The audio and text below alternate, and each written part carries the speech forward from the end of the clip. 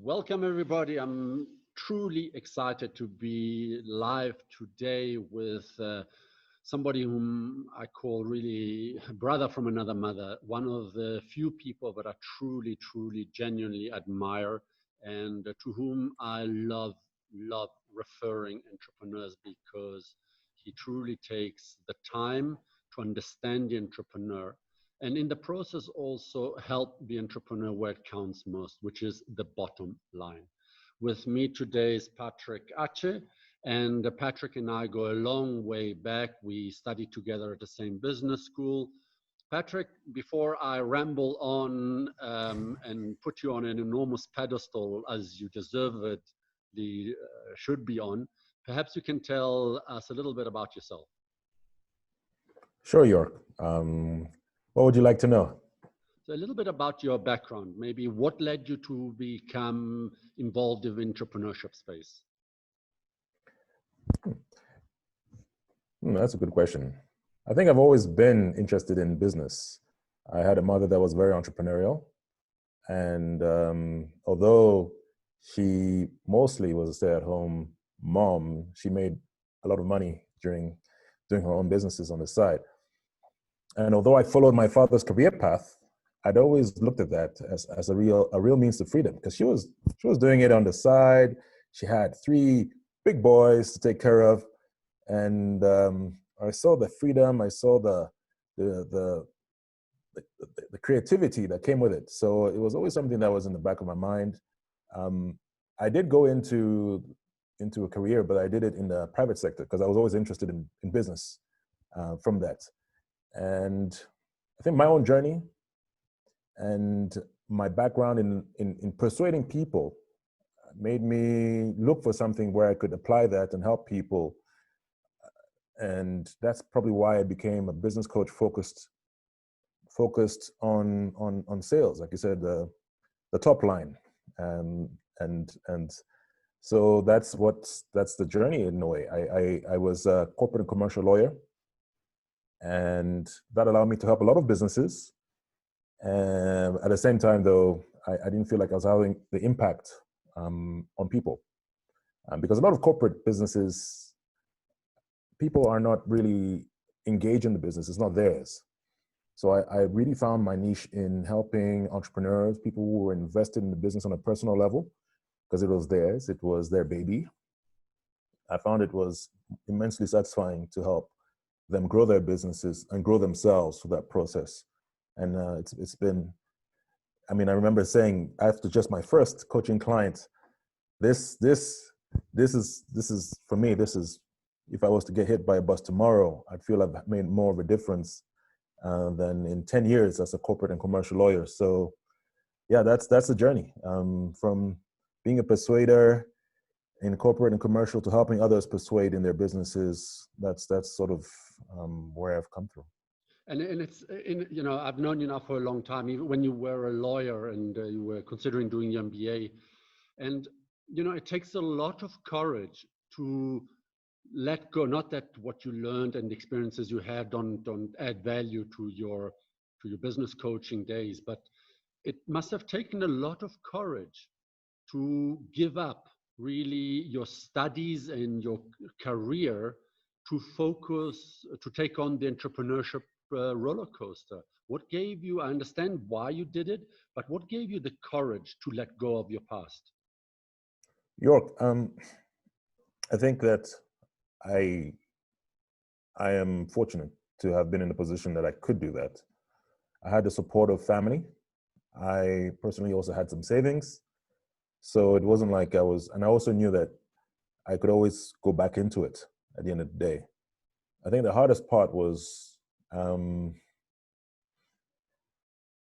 letting go, I think, was not knowing how it would turn out, the fear of that. And the only reason I was able to really overcome that was hiring a coach myself and going through that process of getting someone to walk me through, because it was not just a mental thing. And the mental thing is, there's a reason why, there's a mental block. You're not used to it. You've not been an entrepreneur. unlike those people who started selling from in kindergarten, they were selling sweets. That wasn't me, and it took someone with experience to sort of guide me through that process of of of of really setting up. Because although I'd helped a lot of business people, it's very different when it's you, and it's also different to advise a startup in the beginning, because you're not really running a system, you're creating systems. So it's absolutely very different. And yeah, I had to get help, and it's only when I got help that things started moving for me, actually. And yeah. And so I love that. And in a way, it paints what I want to ask you is, business coaching. Every Tom, Dick, and Harry thinks they can be a business coach.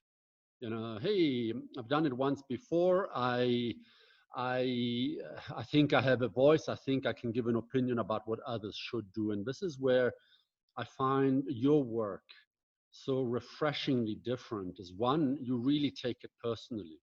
And secondly, you understand the responsibility that comes with coaching. But what perhaps I admire the most is you didn't go into something fluffy. It's not like you coach motivation, not that it's not important, or leadership or something. You coach on sales. And that is incredibly easy to measure whether your input was good or not. Does this not give you butterflies? As I said, I've always loved persuading, and I've always loved having that aspect that you're mentioning, the goal, the clear result. And I think that's one of the reasons I didn't like the law, because although you win a case, and then so what? Well, what is the growth? What is the result? So it is really exciting to be able to persuade, but with the goal of helping people make more money, and it's fun to watch, to see that. I mean, some of my clients made the best months of their the revenues not long ago, and two of them actually, and it was really exciting to see. There, yeah, it was great to see. It's a lot of fun. And tell me something, sales. I mean, you and I think very much alike, and I truly believe that sales, or let's call it access to market, is possibly one of the least invested areas by most entrepreneurs. They focus so much on the product, their service, the company structure, the partnership, that their approach to sale is very much often a shotgun approach. What are some of the things that you have seen, some of the biggest mistakes that entrepreneurs make when it comes to growing their business on the sales side? Sure. I think particularly when you've already proven that there's a market for your product, because, by the way, sales, you cannot persuade something to buy something that they don't want.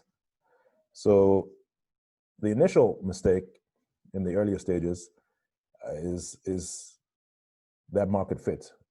Have you structured your product or your service in a way that it actually meets a market need? Is there a market need? Is it a big enough one? So that's number one. But then further along, what I've seen a lot of maybe more medium-sized business owners do is sell just the product, and not realize that even though there's a market need for the product, you are missing out on selling the company itself, selling you as a brand.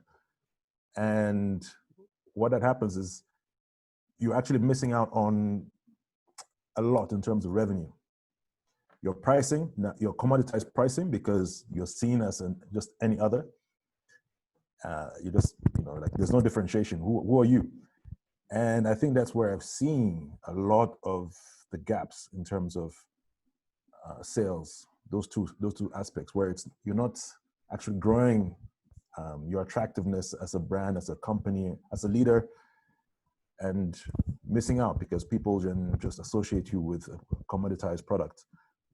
And even if you are in a commodity, there's ways for you to differentiate yourself, to sell what your company stands for in a way that you can at least differentiate yourself and have more customer loyalty. That's what I've seen. Those two. And you find, this rings a bell, especially I'm a multiple or serial entrepreneur, whatever the right term is. And I've noticed when you're working in your business, sometimes it's overwhelming. You're juggling so many balls, that you don't see, I forgot the analogy, the forest for the woods or something along those lines. Mm-hmm. Why is it so difficult for entrepreneurs to sell themselves, their brand, to see the opportunities that are all around them? It's a great question. What I've seen is, depending on the stage of the entrepreneur, there are multiple reasons. But I think underlying all of that is maybe a desire not to put themselves out there, putting the product or the service first. Well, that's the reverse. It should actually be who you are and what you stand for. And in any case, an entrepreneur is only a problem solver. So your product shouldn't define you. And all the entrepreneurs I work with have defined themselves by their careers, by their roles, by their titles. And then once they move on to starting a business, they define themselves by their business. And you are bigger than your business. And that's what most entrepreneurs don't realize, that this business will come, it may go, you may have it for your lifetime. It could be, maybe you could sell out, whoever knows, but you're far bigger than your business. And it's important for you to actually work on that. And even for career people as well, you have to look at your career as a brand. It's much bigger than your current role. And that's I think, not wanting to put yourself out there, not associating yourself with your role or your business, as opposed to who you stand, what you stand for, your brand, as people say.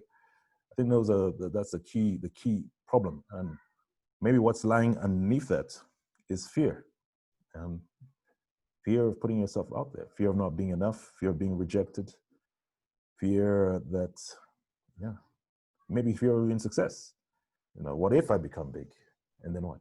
So, of course, working with someone like me is very powerful to be able to overcome that and be able to present your brand to the fullest of its potential and to sell yourself more effectively, I think.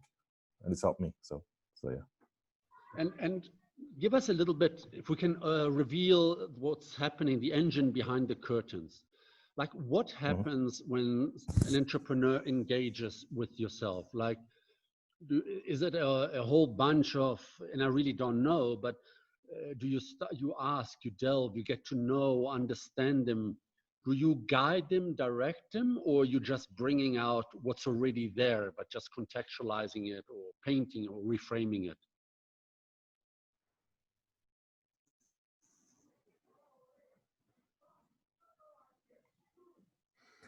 No, York, you're asking a really profound question. You're asking really around the differences between mentorship, coaching, and consulting. And let me just be frank around how I do it. And it's not always the case. There are standards, 11 guidelines on what are the pillars of coaching according to the International Coaching Federation, but I won't go into that. The important thing is establishing trust, knowing that because I could be the best coach, but if I don't get along with you, it's just not going to work. So really having a relationship of trust is important, and being able to see that the coach that you're in front of has your best interest at heart. I think then the next step is if anybody's looking for a coach, is for them to have a framework that they go through. They take people through, generally speaking, in that area that they work on, whether it's leadership, it's career, it's relationship, and testimonials is very important. People who have vouched for this person in the past, that they've been able to achieve those results. And finally, that person should have gone through those processes themselves to be able to speak on them. Yeah, I think it's important. I said the process, the framework. You don't have to be the best footballer to coach a footballer. So And in fact, you know, a lot of very good, technically good business people don't make very good teachers or coaches of other entrepreneurs. It's a different skill set. So in my way of doing things, I mean, I look at making sure that those four things are there. You know, we get along. You need my framework, you know, and then once we do that, I think in the day-to-day of our coaching relationship, you will find a mix of what you're saying. You find a mix of coaching where it's basically drawing out of you, but that would be the majority of it. And then you find a little mix of also me being a little bit prescriptive, maybe giving you some frameworks that have worked for people, that have worked for clients of mine as well. But mostly it's just walking through a series of questions and steps that we then adapt it to you, if that makes any sense. So overall, I would say it's a mixture of establishing a trusted relationship and trusting relationship. And if there isn't one, then maybe find another coach. And then, of course, helping you just extract from yourself, just living your truth in a way, in terms of how you sell, what are you doing and what are you not doing. Generally, we know what we're not doing. And we know what we're not doing. And it's just having that accountability partner as well. I'm there to also, you know, be sometimes challenging, says, and sets sort of milestones for you so you can get to where you're going faster than if you did it alone. And I think that's what it is. A coach, I mean, top performers have coaches, and there's a reason, because they push you that little extra. Yeah. And yeah. And Patrick, you know, I want to pick up on that last phrase that you said. We know what we're not doing. And I speak wearing the hat of an entrepreneur.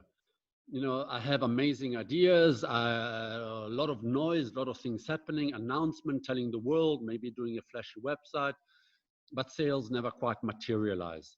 And then instead of focusing or addressing the fault, which is me, I start blaming the market, I start blaming Corona, I start blaming everything under the sun. I get distracted by other opportunities. And I love it. In a way, what you're saying is, you know what, we are in a way our worst enemies. We talk the talk, we make big promises, big statements, maybe to ourselves, maybe to others, but the majority of us entrepreneurs don't actually do the follow through, don't actually close off all the distractions and focus on the requirements to close deals, to find leads. What has been your experience around this? I mean, this is a very painful thing for an entrepreneur to admit that they're their own worst enemy. Sure. And I think that generally the way out my conversations go is that we speak about what the biggest business obstacle is. And we touch on the external environment. We touch on things that you can't control, legislation, COVID. We touch on your organization, your team. Even if you're alone, you have a team around you. You have friends, you know, family. And then we touch on you as an individual. And it's funny how often people, you know, disregard whatever is happening, even if it's a crisis, and then mention the biggest obstacle is something about themselves. And it's different for different people, but generally it is that. So I agree with you. It is so powerful. You know, a while back, if you remember, I don't know if you remember, might have been 6 months ago, a year ago, we were chatting, and I said, you know what, I am doing okay-ish, but my own one service that I offer, I think it was around advisory, consulting, or something along in the SME ecosystem space, wasn't taking off. You know, and I still remember you asked very pointed question. You know, who's exactly your client? What are you actually doing to pursue them? And it wasn't a vague. You didn't let me get away with my usual York high level, big picture nonsense. But you actually pushed me in a corner where I had to admit that I did jack all to pursue those who are my typical clients. And it was such a slap in the face that I never spoke to you again for a couple of months. I'm kidding now about that. But I absolutely, absolutely loved it. And it made me reflect, as here is York, who has an international career, has been a serial multiple entrepreneur, yet making the same basic mistakes that I preach that we shouldn't do. And this is, so I buy very much into your, sometimes we need a trusted person who can kick our ass and steer us in the right direction. Or allow you to steer yourself back in the right direction. That's even more powerful. Patrick, I just want to maybe close off by asking you to share some of your tips for entrepreneurs, especially on the sales side, this area that most entrepreneurs are struggling with substantially. If you had to give a couple of tips, give your IP away for free. Let me twist your arm. What are the kind of advice you would give to entrepreneurs? I would say give. That's number one. Give. What do you mean by that? Exactly that. Whatever it means for you in your state, I would say if you want to get, give. So if you want to get sales, right? For instance, you see it with food, right? You see people giving samples away, and you see people demonstrating their products. You see people sharing help and advice around how to use certain things. So I would say give, that would be top. But then I say be directed at who you give to. And you can only know that after trying multiple different things and trying to help. Well, sometimes people know immediately what type of person they want to help or they want to sell to. But 66% of startups have to change their business model in one way or another. And that's why having a coach is good, because when you know everybody has a plan until you get punched in the face. So your coach helps you. Your coach helps you maybe absorb the punches and revise your tactics more quickly, because a lot of people are stubborn and keep on getting hammered in the face. So be directed, but then if you're receiving a lot of punches in a certain direction, then change, move away from the punches. And it could be different things. It could be that a particular type of market is not suited to you because of your personality. It could be a particular type of selling is not suited to you because of your personality. And that's why I like to be holistic. And you need to acknowledge that you're your own person and you have certain attributes and personality traits that may make certain things not fit for you. And that's why it's very important to be directed in terms of who you focus on, but also I think the last one will be then directed about yourself. So those are the three things I'd say. Be directed about who you help, be directed about how you want to help them in terms of your personality and the way you are, and then just give. And that is the top three things. But then of course there are lots of different techniques around that, funnels, what that you can use, and there are steps to that in terms of making sure that there's a process once you give to get people to speak to you and then to buy from you.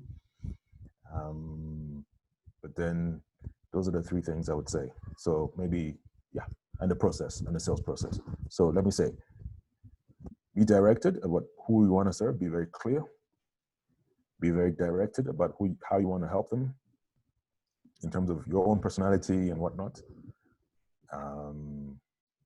Give. And then the last one, have a sales process so that once you give and you build up whatever brand and trust, that you're able to then convert that into sales more effectively. I just want to say on that one, and the one specific part of that is know who you're targeting, that who you're giving it to And that's perhaps, and I speak very openly, it's been one of my biggest mistakes as an entrepreneur. I developed these products, these services, and then I target a very broad spectrum of potential prospects. And Yeah. that means my marketing efforts are diluted. My value proposition is a too fluffy for anything to make out of it, because I'm trying to please everybody, instead of saying this is specific to you, Patrick, who have a commercial lawyer's background and speak a number of languages, and that's the one thing that I took away from the discussion that I had with you, was that the world is not waiting for us. We need to find the person in the world who's looking for our product or service or our brand. Patrick, thank you so much for your time. For those who are interested in contacting Patrick, I'm going to put his contact details below. He's possibly one of the few people I truly trust, and I absolutely love the fact that you're focusing your talent, your experience, and your prodigious intellect on something that is so crucial for entrepreneurs, yet so underinvested, which is sales. Sales. Without sales, you don't have a business, you have a hobby. Patrick, thank you for your time. Beautiful. Thank you. Thank you so much for having me. Thank you.